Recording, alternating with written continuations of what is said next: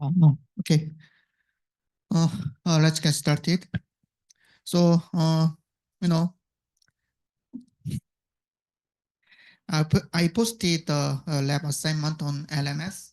So, in this lab assignment, so you will practice how the instructions are executed on RISC-V ISA simulator, but we focus on the function call, right?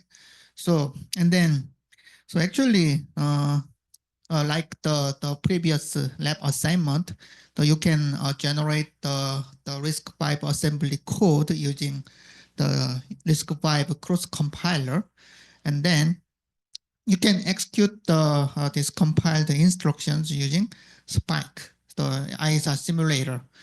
So, and then actually, as you can see, so you can see that this example program. So this is the factorial program, and then the factorial includes the what happened.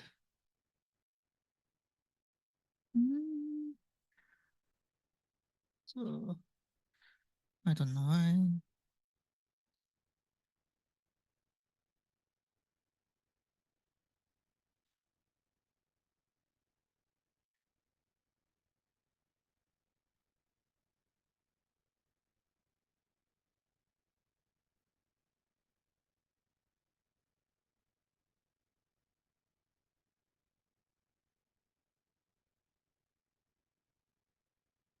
So I don't know why it's just so sick. Okay, so as you can see in this example program, so you can find the function call here, right? So this is the function call. And then, so as we learned, the function is called, then jump and link instruction is executed. So what is the behavior of jump and link? So it jumps to the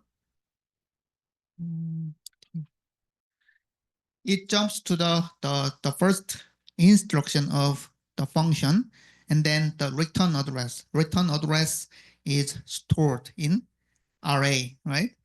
So in this example, the fact iteration, it's the iteration version of factorial, and then this function will be executed. So this is the argument. With this argument, then the this fact underbar iteration iter will be executed.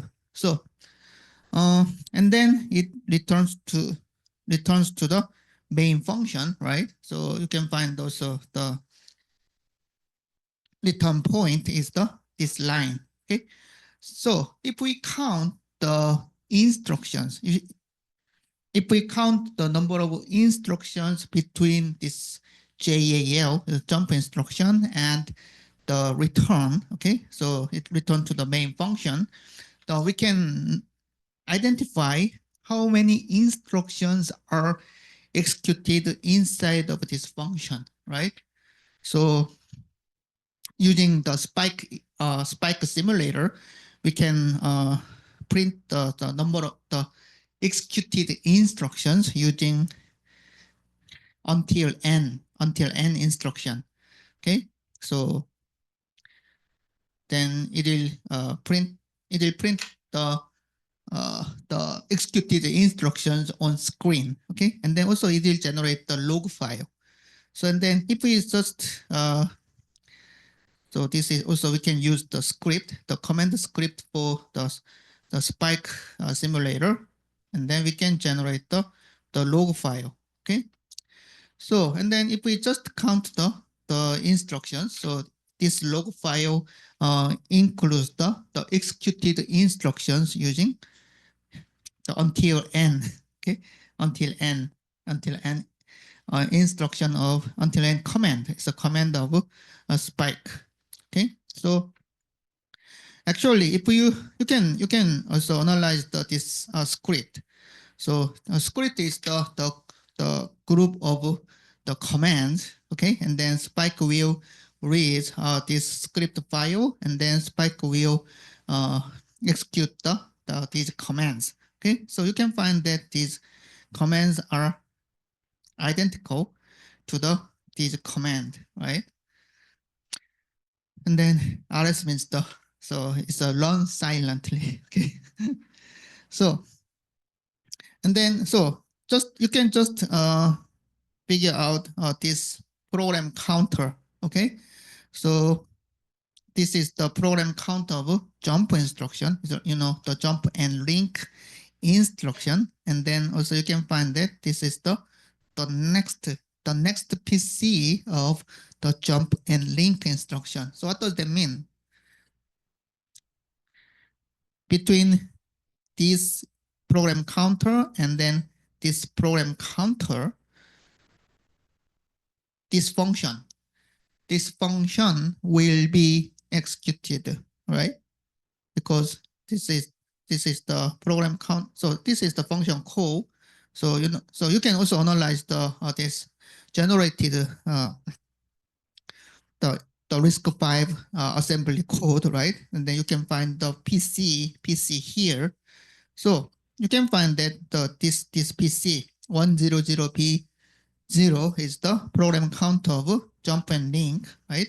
And then 100B4 is the very next instruction, of this jump and link in main function, right? So between these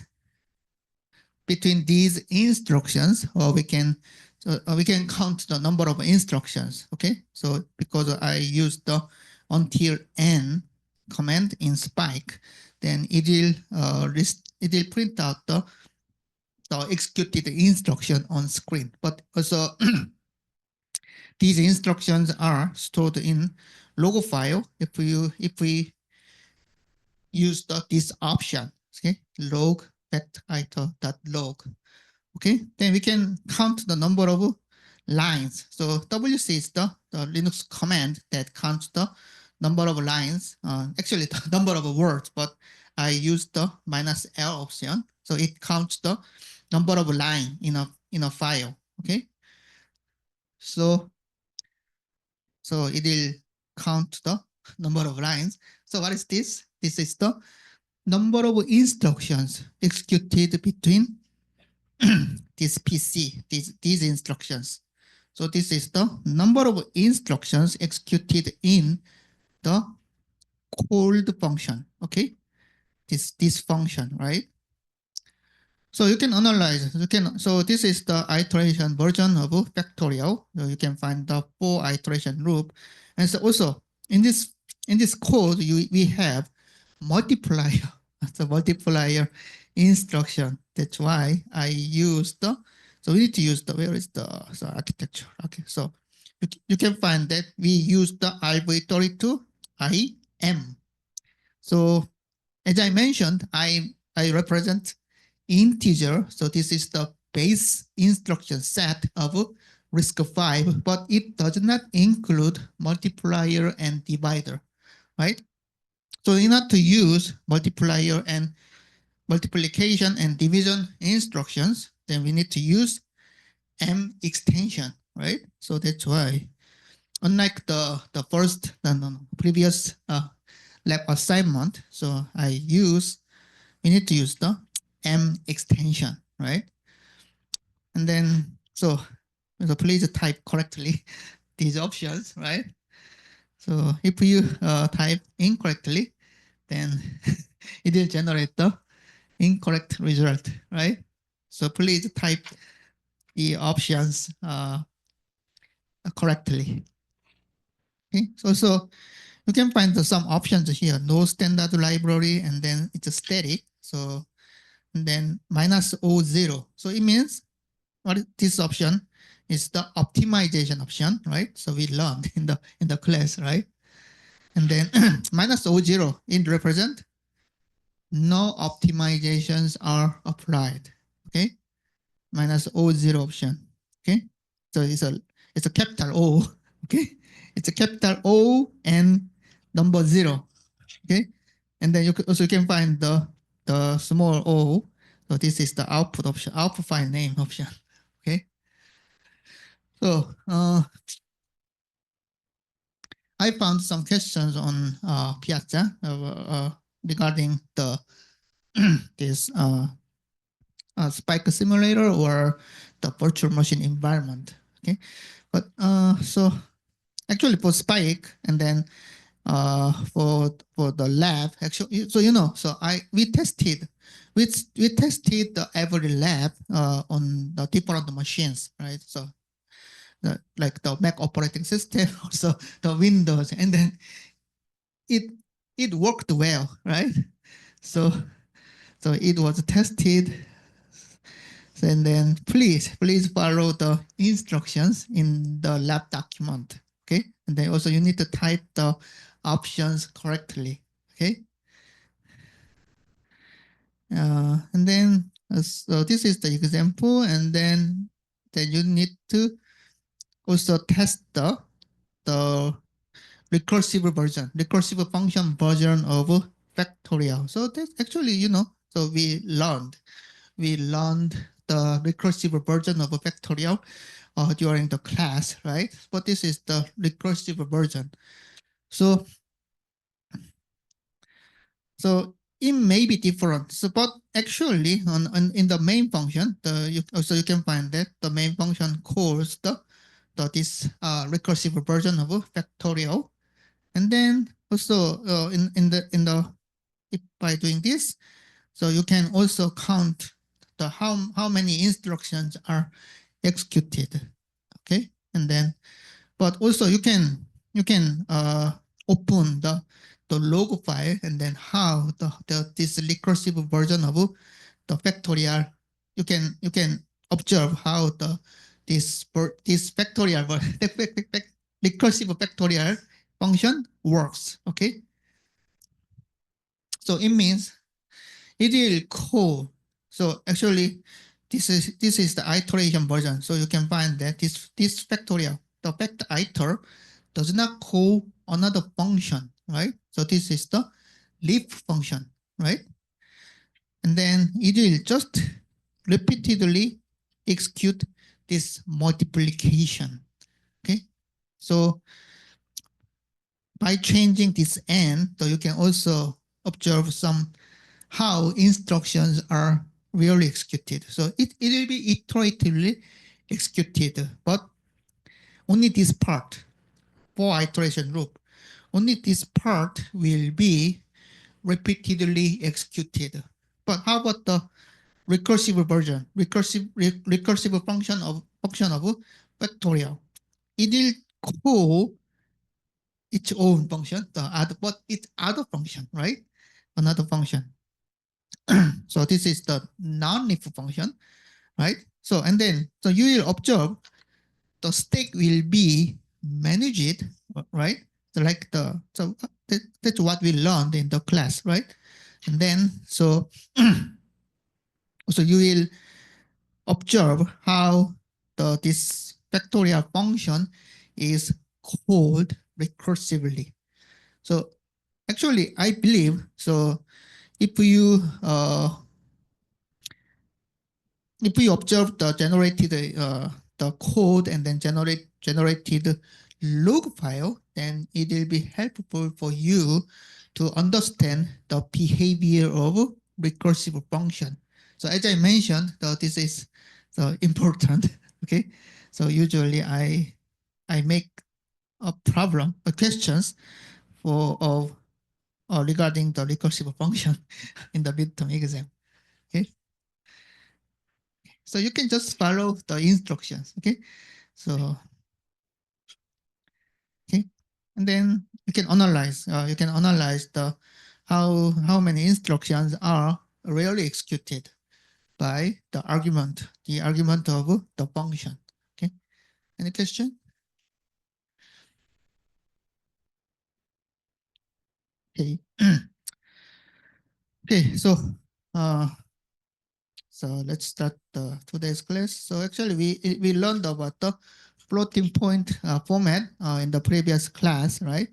So but as I mentioned, this is just the standard. Okay, so you need to you can understand. So you need to memorize how the floating point numbers are the represented. Okay.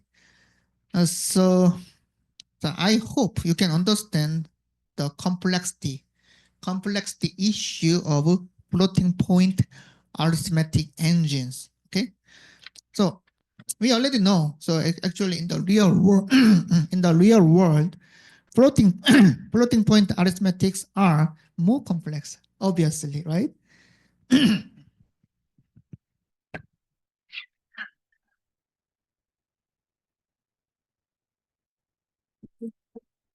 So actually, so if the numbers, the decimal numbers, or floating point numbers are represented using the normalized form, so this is more complex. Okay, so it's also the same. Also the same for the hardware design.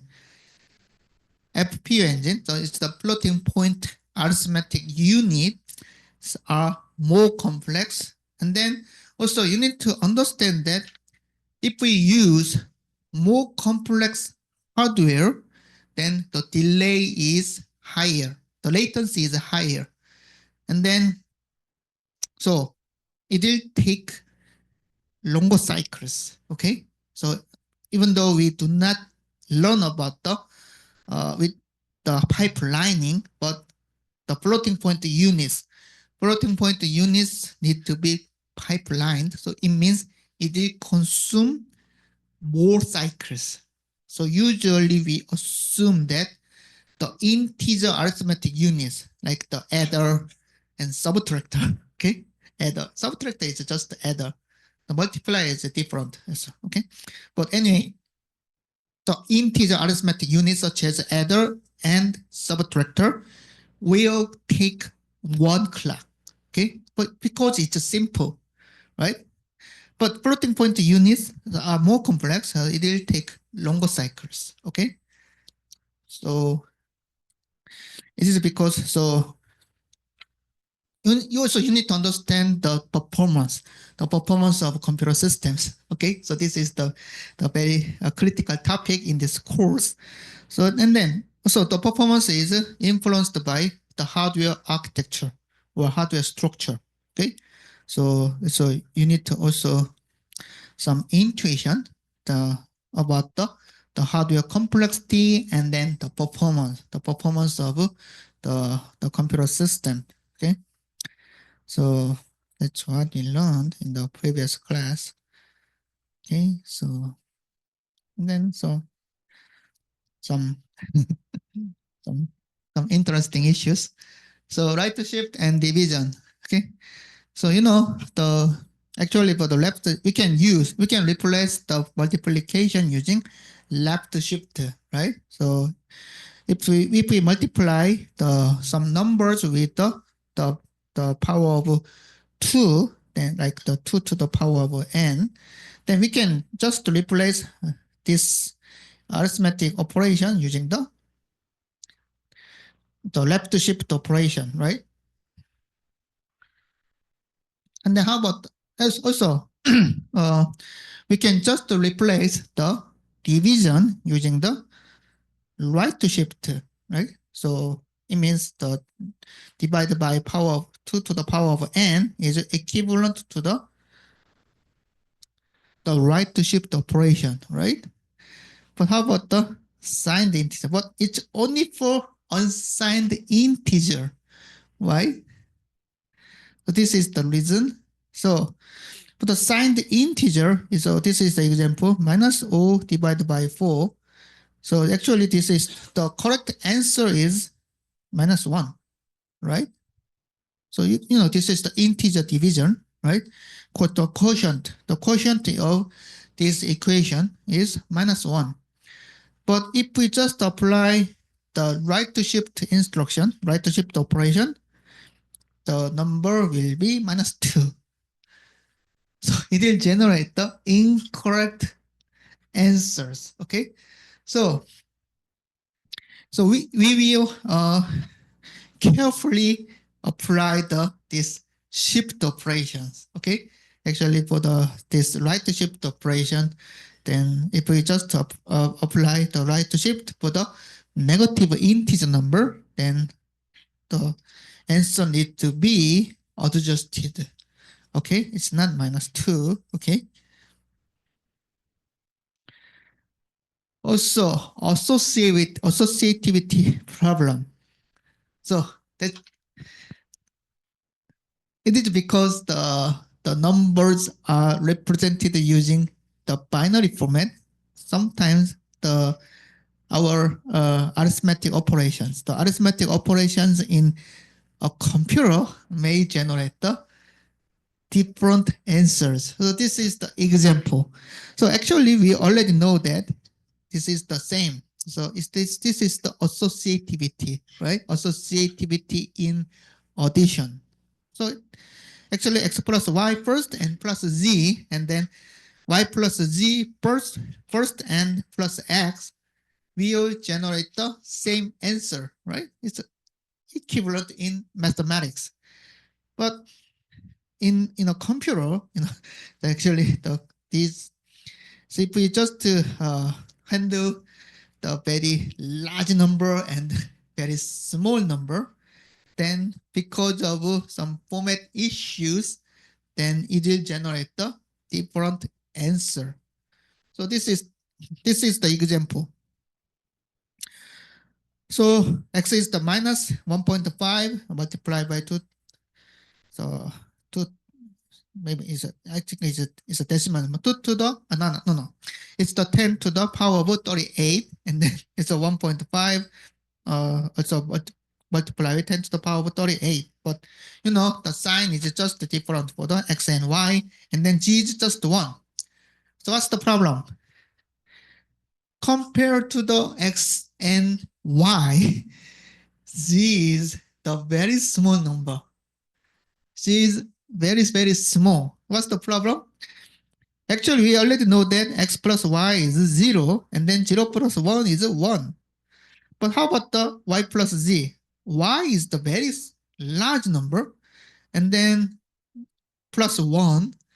So, very large number plus 1 cannot be represented using the floating point format, right? Because of a resolution issue. So what's the problem? It will generate the 1.5, the multiply 10 to the power of 38 minus plus x, and then it will generate the 0. So it's a problem. Okay. So sometimes because of the resolution issue, very large number plus small number will generate the incorrect answers. So because of this issue, the associativity may not work. Okay, so this is some interesting issues in a computer system. Okay, so actually, uh, if you are working on the computer system or hardware, then also you need to focus on this resolution issue. So for example, if you are interested in the machine learning, right? The machine learning applications and the large amount of data. Actually, it means the large amount of number data. And then those originally, so those applications use floating point numbers, right? Uh, so it it just handle a large amount of floating point arithmetics. So problem is if we just because of this issue, then it will generate some errors, right? So this is the resolution issue, and then this is critical for the machine learning. Sometimes it's critical, right? Because the machine learning handles the large amount of number data. Okay. So so if you are interested, then you can read this very famous F division bug of Pentium. Okay. So it's a very famous. And then this is the, the black history of Intel. Okay. So, so in chapter 3, we learned about the arithmetics in computer system. Okay, so it is so actually pro, in chapter 4 we will learn about the hardware architecture. So it means as I mentioned, so you need to have some intuitions about the some hardware implementation. Okay, so as I mentioned, until the chapter 2, we learned about the instruction, but we can just understand the instructions are so executed very simply, so like the software. But in chapter 4, we need to consider the hardware. Okay, hardware includes the so many different the hardware components such as the memories or buffers or arithmetic units. Okay, and then end. Okay, so you need to understand the behavior of hardware in chapter 4. Okay, so now, so we are in the chapter 4. Okay, so in chapter 4, we will learn the single cycle process architecture first, and then we will learn about the pipelining architecture. Okay, so this is the very important topics in this course. Okay, so actually in the first day of this course, I listed some important topics: the ISA, the instruction set architecture, pipelining, and memory hierarchy. So these are important topics. Important topics you need to learn in this course, right? So in chapter 4, so we will first learn about the single cycle processor and then pipelining. Okay, so now we will learn about the microarchitecture. So we will focus on the microarchitecture level in a computer system. Okay, so ISA is here. Okay, so actually, so in this in this chapter, so I will explain how we can implement a CPU that can run RISC-V instructions. Okay, so in chapter 2, we learned about the RISC-V instruction set, right? So you can just understand that a CPU works like this. So this is the CPU, and then instruction is given, and then CPU will generate result for these instructions, and then these results are defined in ISA document, right? Instruction set architecture document. So as I mentioned, it will change registers and then memory, right? That's what we learned in the chapter 2, okay? And then also we learned about the performance factors of computer system, right? In chapter 1, so T execution time, instruction count multiplied by CPI multiplied by TC. But in chapter 2, we just focus on the instructions. So it means we focused on the instruction count. It's a software part of the performance equation, right? In the performance equation. So now we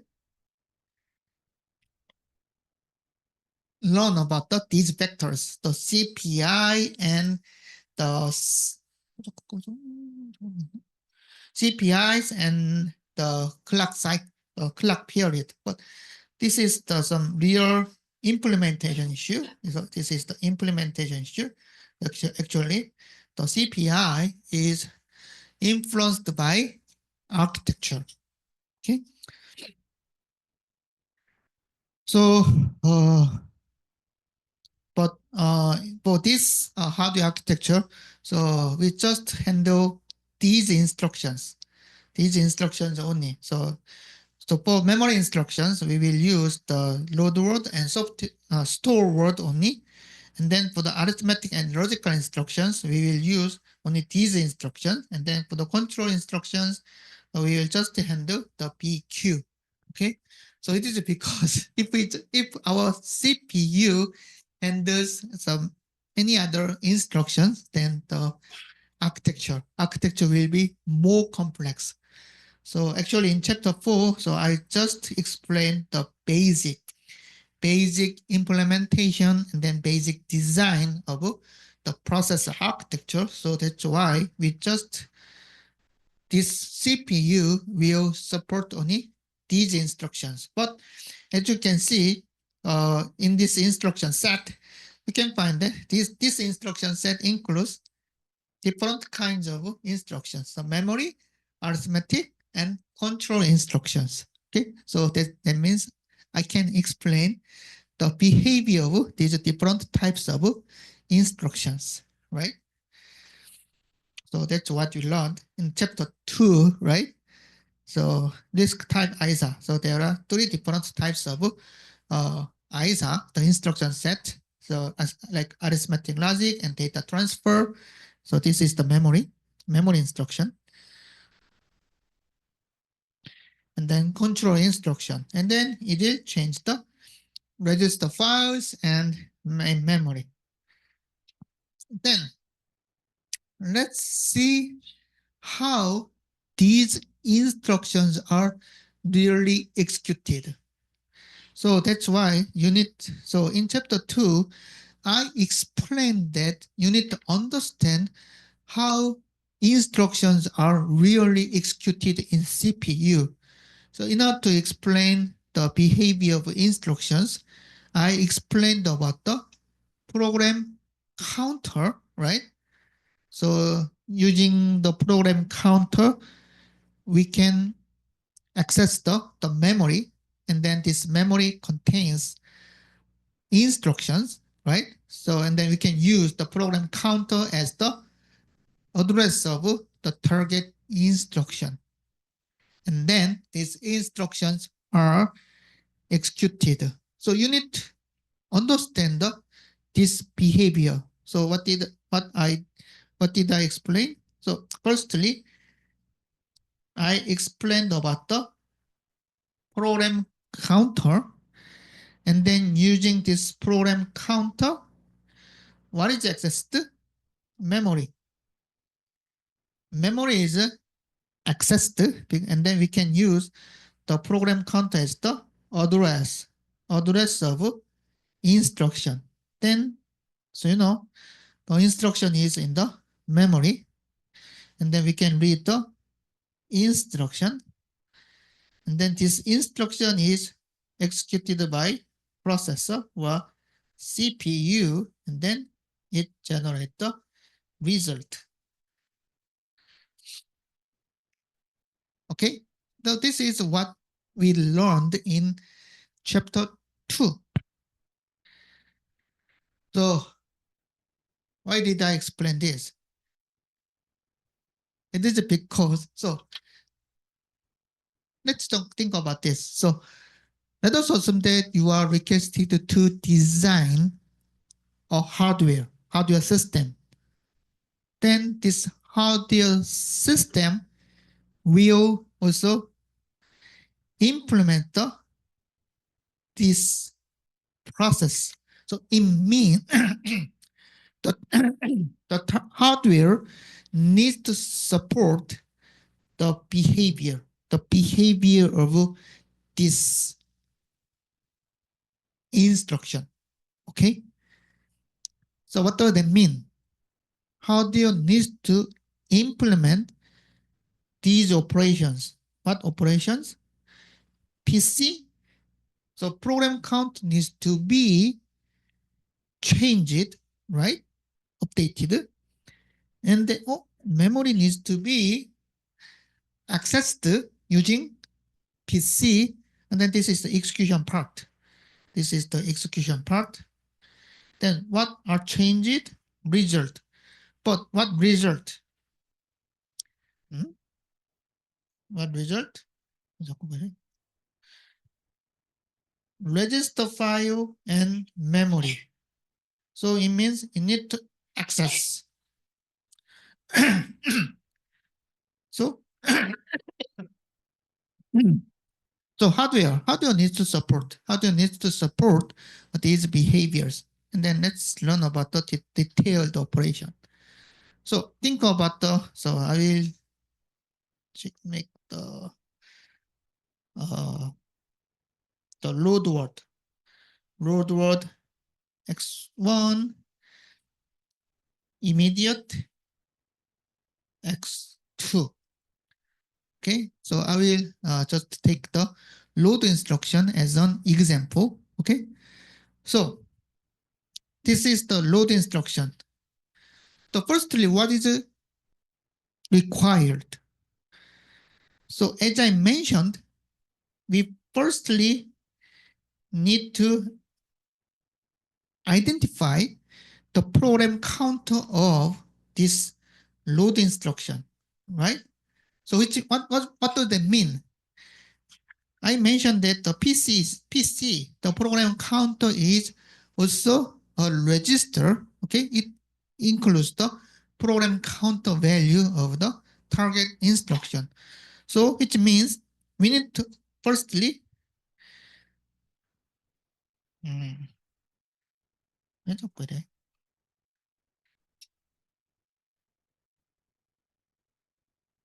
so firstly we need to update PC, okay, program counter as the value of the PC value of this load instruction, okay, the target instruction. The firstly, we need to set the program counter, okay. Then what is required? So I mentioned that in this slide, using the program counter, then we need to access the memory because the instructions are the instructions exist in the memory. Okay, so the next step is using the PC. We need to access memory. Okay, so you can use the PC as the address of memory, right? Then we can get instructions. Okay, so this process is called an instruction fetch. So this is the instruction fetch. Okay, so we can get instruction. Then what is it required? So actually this instruction. So this instruction is the machine instruction. What does that mean? This is the encoded instruction, encoded as the binary format, the binary data. So it's a machine instruction. So what is required? This is just the binary numbers, right? So what is required? So, but we need to identify, oh, this instruction is the load word x1, immediate x2. So it means we need to decode. So decoding is the inverse process of encoding. So in chapter 2, we learned how to translate assembly instructions into the machine code, right? So this is called on encoding. So this is the encoding. And then in order to identify the type of instructions and then the source registers and then target registers, blah, blah, blah, we need decode. Okay, so which means the CPU also identify the type of instructions such as, oh, this is the load instruction, and then the real instruction, like, oh, this is the load word. If we can check the function 3, right? And then we can identify the destination register and the source register or immediate value, right? So this process is called the instruction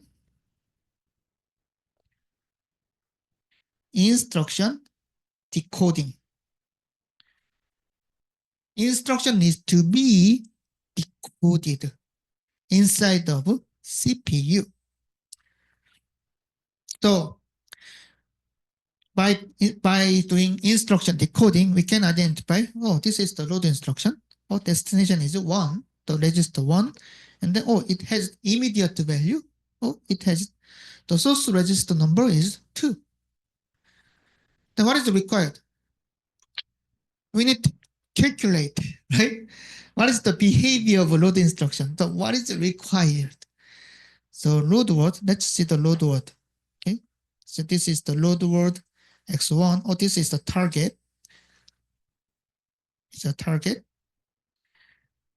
And but it's immediate and X2. So in order to execute this load instruction, actually we need to generate the address address of the this using the source register and immediate. So firstly, in order to, so actually we need to use the data in this source register, right? We need to use the data in this source register X2. So what is required? This is the register, the general purpose register, and then using this register number, we need to access the register. So it's X2. This is the register number. And then this register number is given to the register file. So this is called the register file. So this is the group of registers. And then we can get the data in X2. Okay, so what is required? What is the required operation? We need to access. We need to access the register file using the source register number. Then we can get the data, the required data. Okay. So I explained the which operations are required for executing instructions, right? Then also what is required after that? In order to generate the, the address, the target address, we need to execute, calculate the data in X2 plus immediate. The address generation. Address needs to be calculated. So what is required? Addition.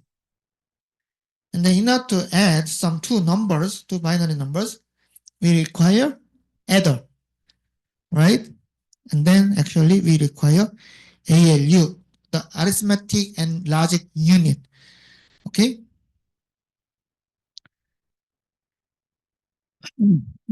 So you can find the register numbers. And so that's what I explained here. And then depending on instruction classes, we can use the ALU. Okay. ALU used for executing arithmetic operations or logic operations. So the arithmetic result, like the add x1, x2, x3, so we can use the ALU also. And then memory address calculation. So in order to generate the memory address, so we can use the ALU also because it requires addition. right? And then branch comparison, like BQ, X1, X2, and target. So we need to compare these result. And then for comparison, then we can also use the ALU. Why? We can just perform X1 minus X2, right? So computation. Computation is also required. And then this computation, the arithmetic and logic computations are performed by ALU. Okay. So, address is generated. Then what is the next step? Using this address, this is the address. Address is generated, and then using this address, we can also access the memory, right?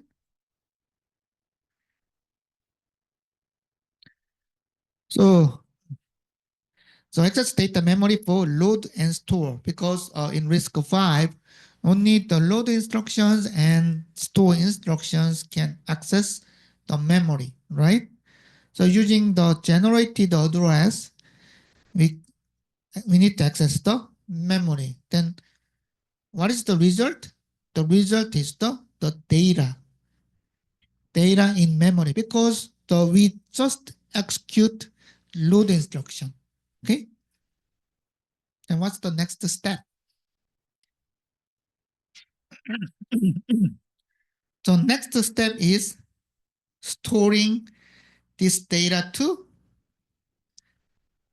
target register, right? So this data needs to be also given to the register file, and then using the target register number and then this data, we can just update the target register. Okay, so those are the required operations, for executing this instruction, load instruction. So even though I took the load instruction as an example, but you can also apply the same approach, so same approach to other instructions. So think about the add instructions. So if this instruction is changes to the add, like add x1, x2, x3, actually in order to get instruction from memory, so we need to update the PC, and then using the PC, we need to access the instruction memory. It's a common. We need to decode, right? The decoding is common, and then also it has add instruction has two source registers. Using these source register numbers, we can access the register file, and we can get data. And then what is required? The required operation is addition. So using the ALU, the x1 plus x2 plus x3 will be calculated, and then the result will be stored in the target register. Okay. So those are required operations for executing instructions. Okay, so why did I explain this? So because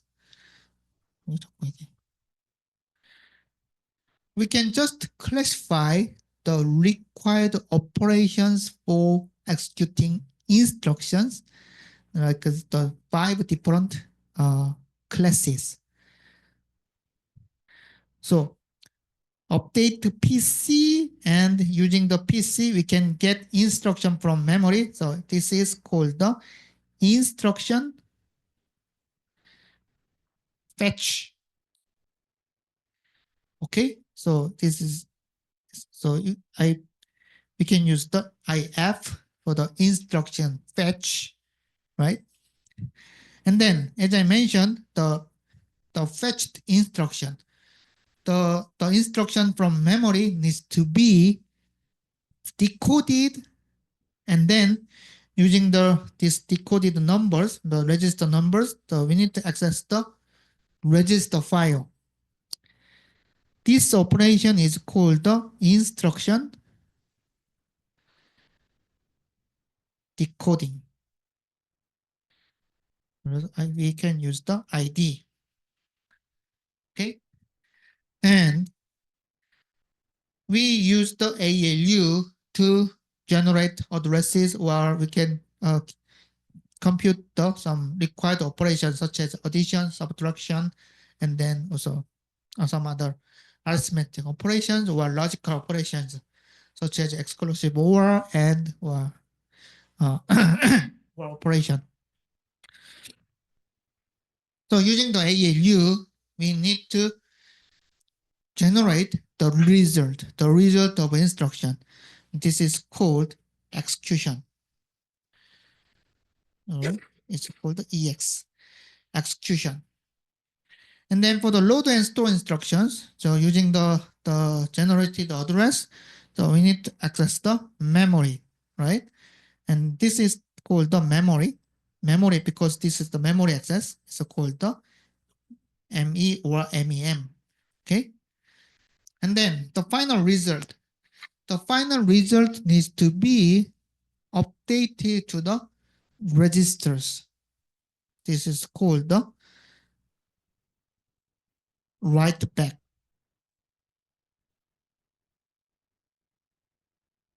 So WB. So usually we say that these five operations are required for executing instruction. So instruction fetch, instruction decoding, execution, memory, and write back. Okay. So we will focus on the hardware design, the hardware architecture. Then, so we need to figure out how instructions are really executed in CPU, right? So that's why I explain the how instructions are really executed, and then which operations are required for executing instructions. Okay, so please understand these operations. Okay, so this is some basic steps for the architecture design, the hardware architecture. Okay, and then the logic design convention. So this is some review of the digital logic design. Okay, so as I mentioned, the computer says CPUs are kind of a digital system. So which means we just handle the binary data, and then we represent the 0 using low voltage and then 1 using high voltage. So VDD. So this is the supply voltage. This is the high voltage, and then ground. So ground means the 0 volt, and then this is the low voltage.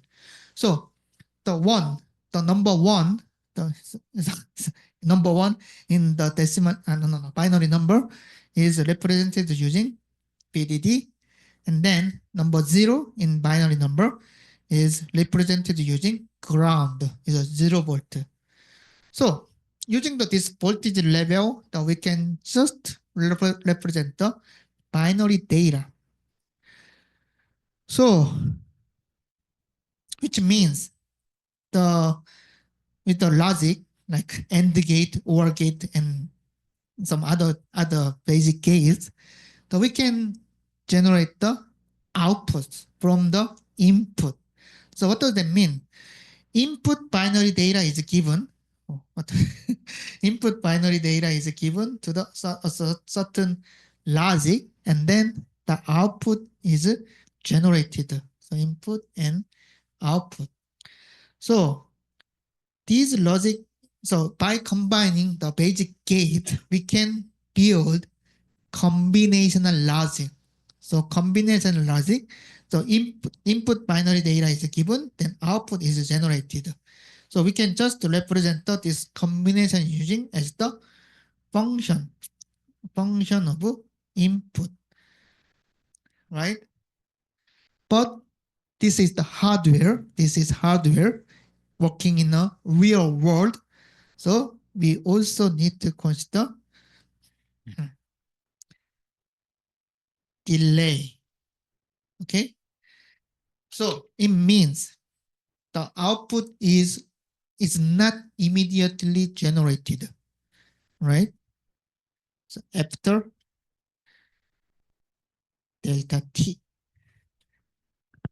after delta t, the delay, then output will be generated. This is the hardware. So working in the real world. Okay. So why? So in order to control this hardware, we use the sequential logic. So which means we just add the sequential logic, the flip-flops, in order to provide the input signal, and then this input signal is synchronized with the clock signal. So which means at the rising edge of the clock, so the clock is the repeated signal like this, okay? At the rising edge of the clock, the input signals are synchronized. So at the same time, the input signals are provided to the combinational logic. Okay? And then after delta t, then output will be generated. And then this output will be also sampled by another flip-flop. The flip-flops connected to the output port. Okay? So what is the benefit? So after that, also another rising edge of the clock, then we can just provide the synchronized input signal, which means we can control this system conveniently. So it means that the stability can be guaranteed. Okay. So and then I mentioned that the clock period TC needs to be higher than the delta T. Delta T, the delay of the combinational logic. Why? We need to guarantee the correct output. The correct output needs to be generated and synchronized, so sampled by the clock signal. So in order to guarantee this, clock period needs to be higher than this delay of combinational logic. So this is the basic convention. The basic convention of the digital logic design, right? And then you need to understand this. So you need to understand this in order to also understand the hardware architecture of CPU. Okay. So this is the basic logic gate, and then also the basic combinational logic. So like the AND gate, adder, and the multiplexer, and then ALU. So these are examples of combinational logic. So you can just understand these logics like this. Y is the function of input. The Y is the output, but after delta T. You can understand. So which means after delta T, we can get output. Okay. So this is the combination logic. So this is the example, okay, AND gate adder. So actually we did in the first lab, during the first lab, okay. And then as I mentioned, we also, so using the deep flip-flop, so we can control these signals, okay. These signals using clock signal. So which means the signals in the digital logic, the digital systems are synchronized with the clock signal. So this is the example of D flip-flop. So at the rising edge of the clock, at the right, so the D flip-flop has one data input and then one clock input. So it's a clock input and then one output. Okay, so actually the behavior is a Q.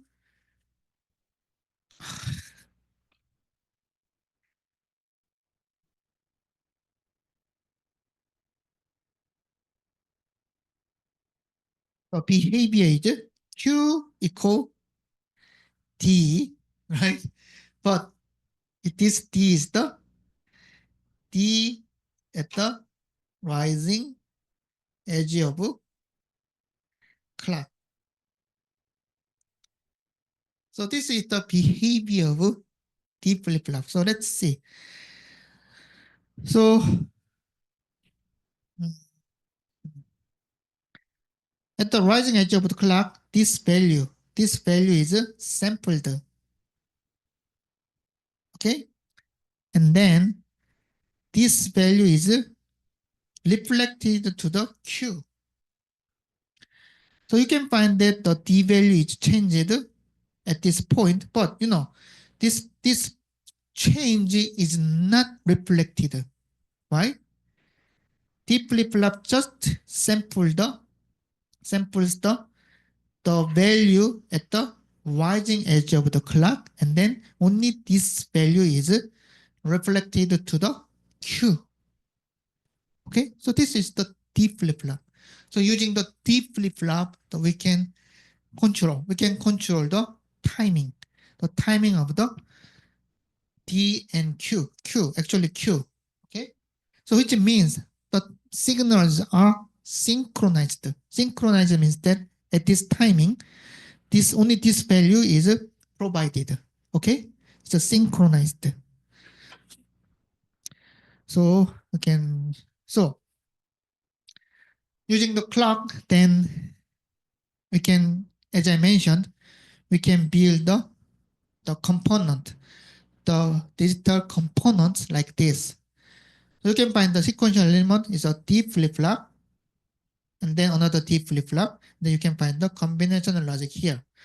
So using this D flip-flop at the rising edge of the clock, all input signals are synchronized. So all input signals are provided to this combinational logic at the same time, because it's synchronized with this clock signal.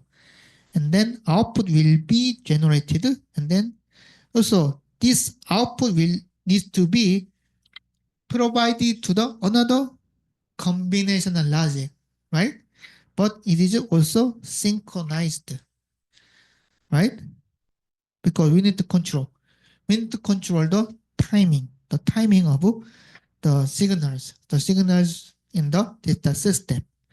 So you need to understand this. So because T execution, instruction count, CPI, and then TC. This clock period is determined by delta T, the delay, the longest delay of the combinational logic. Because, as I mentioned, TC needs to be higher than the delta T.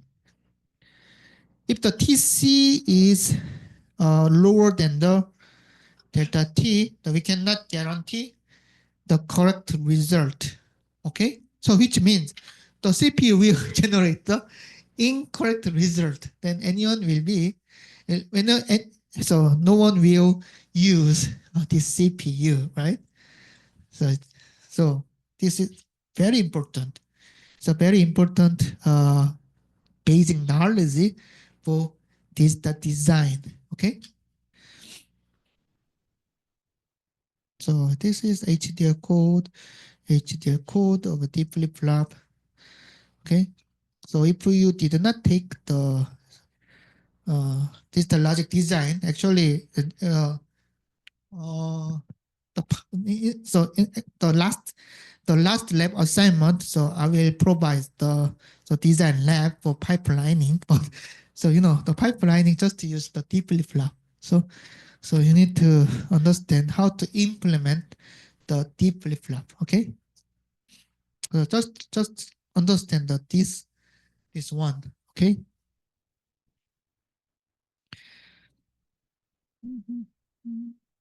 Then, so I provide several examples of different types of D flip-flop. Like this is the simple D flip-flop. Okay, so at the positive edge of the clock. So it means the rising edge, of the clock, then Q equal D. But we need to use this assignment. It's the non-blocking assignment. Okay. So this is the basic behavior of deep flip-flop. So this is another example. So deep flip-flop with the negative reset. So what is the reset? What is the set? Set, reset.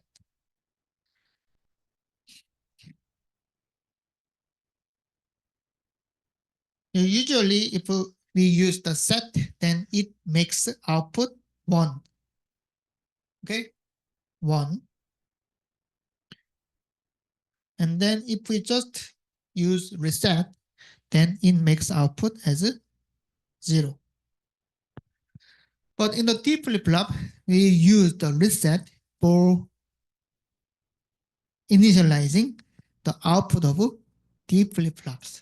Okay, so which means if the reset signal is given, then Q has some initialized value. Okay, but we use the negative reset, so which means that negative signal means that if the signal is 0, then it works.